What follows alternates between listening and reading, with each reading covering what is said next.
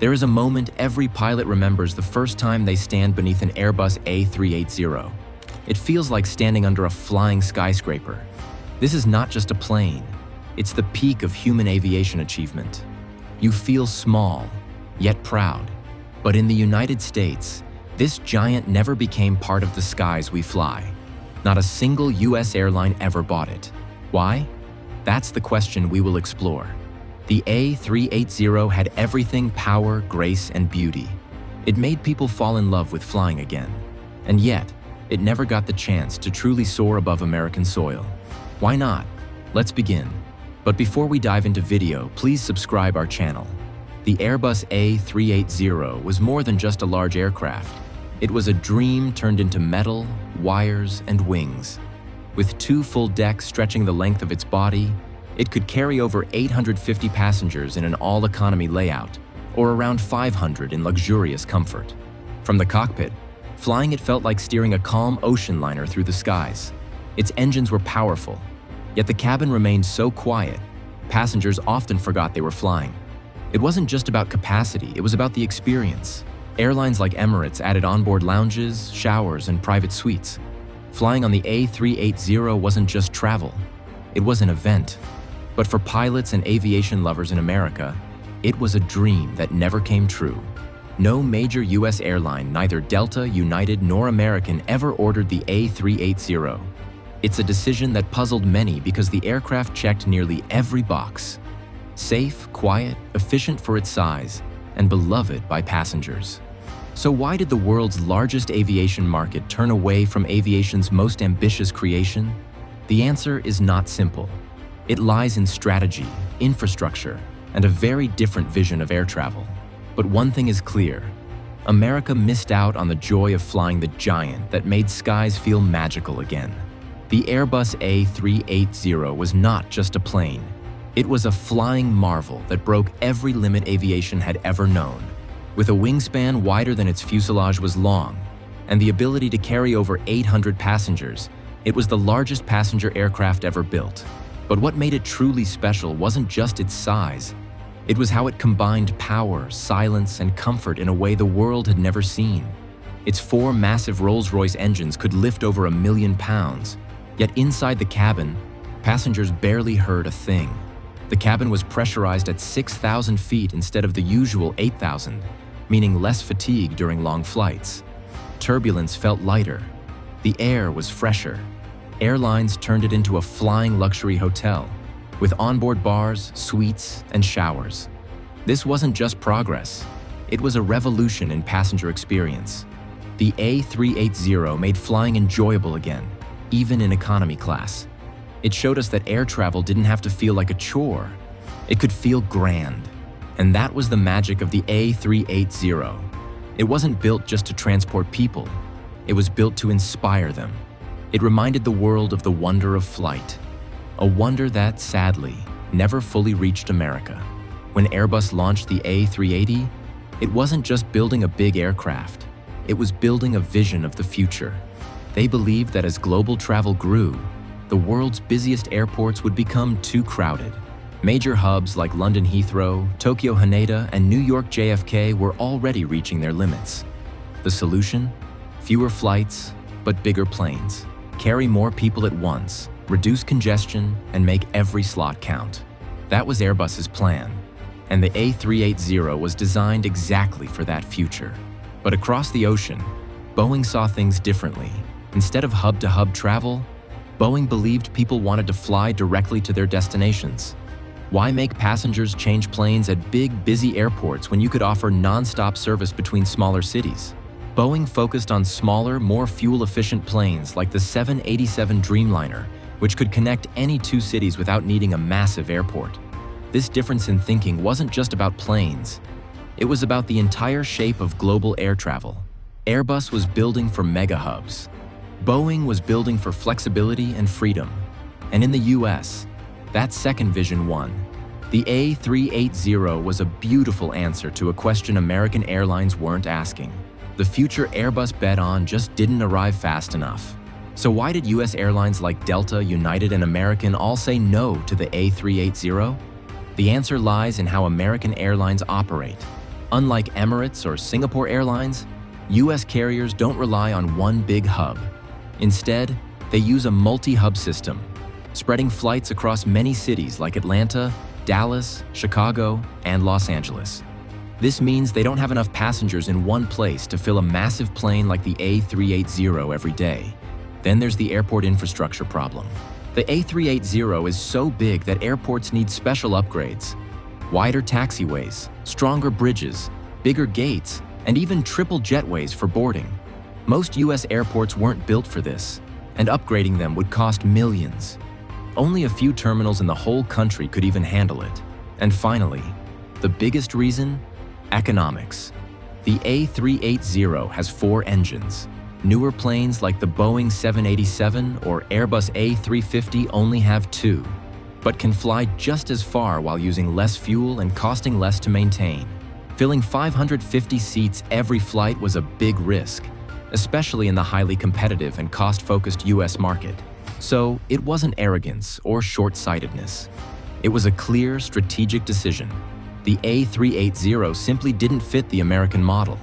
While American Airlines turned away from the A380, Emirates embraced it with open arms and built an entire empire around it. Their strategy was simple but brilliant. Turn Dubai into a global super hub. From Dubai, Emirates could fly almost anywhere in the world in one direct hop: Europe, Asia, Africa, and the Americas. And the A380, with its massive range and capacity, was the perfect aircraft for this model. But it wasn't just geography. Dubai International Airport was built for the A380. Terminal 3 alone has 20 gates designed specifically for it. No retrofitting, no compromises. The airport operates 24/7 with no curfews, unlike many American airports that restrict night flights and fine airlines for late departures. This allowed Emirates to maximize the A380's usage and schedule flexibility. And let's not forget government support. Emirates had the patience, resources, and vision to wait for returns on a long-term plan. Their A380s weren't just planes.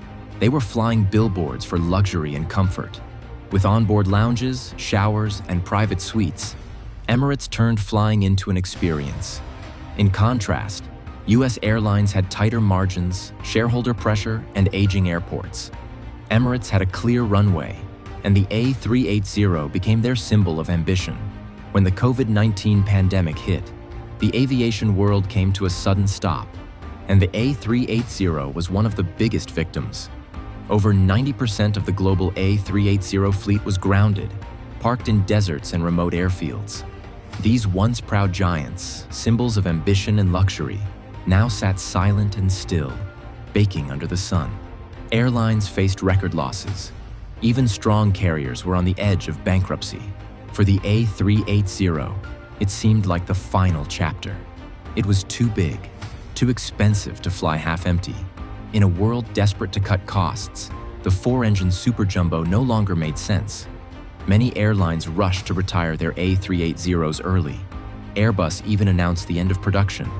Aviation experts said the A380 was finished, just a dream that didn't fit the new, leaner world of travel.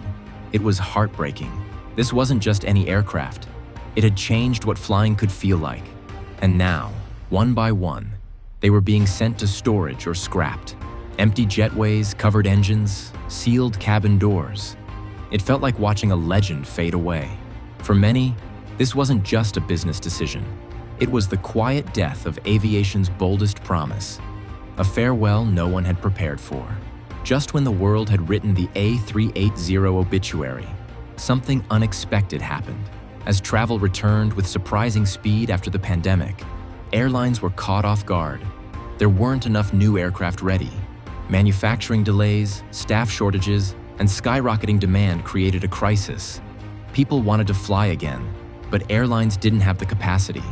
That's when the A380, once considered too big to survive, became the unexpected hero. British Airways brought their entire A380 fleet back into service. Qantas followed. And most shocking of all, Lufthansa, who had already planned to retire the aircraft for good, reversed their decision. They needed seats, and fast.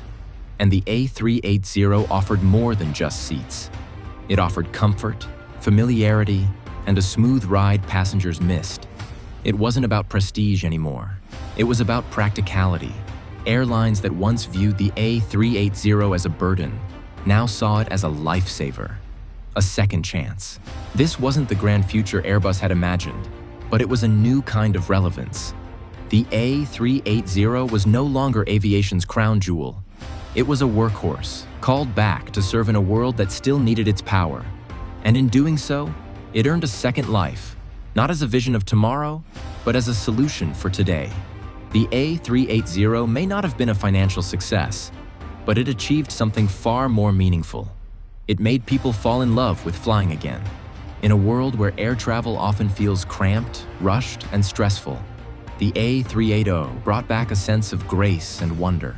From the moment passengers boarded, they could feel the difference.